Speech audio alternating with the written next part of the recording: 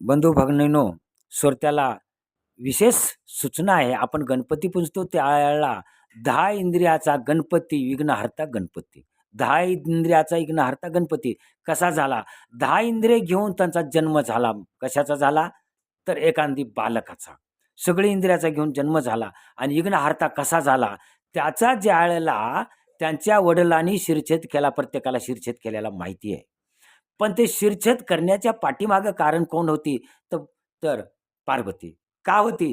तर ज्यावेळेला आज्ञेचे पालन मुलानं या कलियुगामध्ये करावं, आज्ञेचं पालन जीव जाजेपर्यंत करतो. कोण?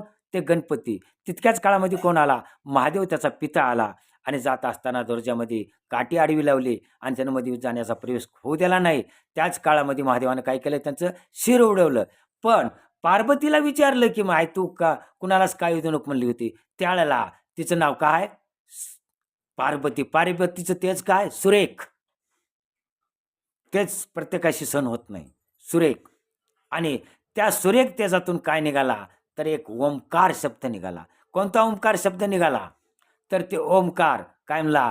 बापानं हाणल्याच्या नंतर "आई" हा शब्द त्याच्या कानावर पडला आणि कानावर पडल्याच्या नंतर त्यानं काय केले? अकराळ विकराळ रूप धरली. ते कोणतं अकराळ विकराळ रूप धरली? महाकाली देवी आमची आजीसारखी.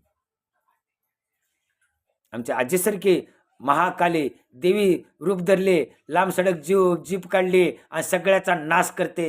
हे पितृमोह. आणि हे पितृमोह काय केला? 10 इंद्रियाचा घेऊन आलेला जन्म आणि मग त्या जन्माला काय केलं? तर ज्या वेळेला महादेव बी लटलट कापू लागले, आपल्या हातानं गुन्हा झालाय. पत्नीच्या जर तोंडाला तोंड देत जाऊ नये, हे कलियुगाचा महिमा आहे.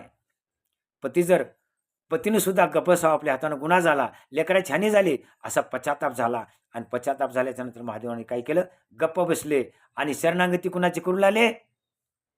पार्वती धावली आणि जग पालतं उलतं त्यानं पाडण्याचं सामर्थ्य केली आणि महादेवावर सूळ घेऊन धावली. त्यावेळेला सगळेच घाबरले. विष्णू ब्रह्मादिक मुनिषा, नारद सारद सहित अहिंसा हिंसा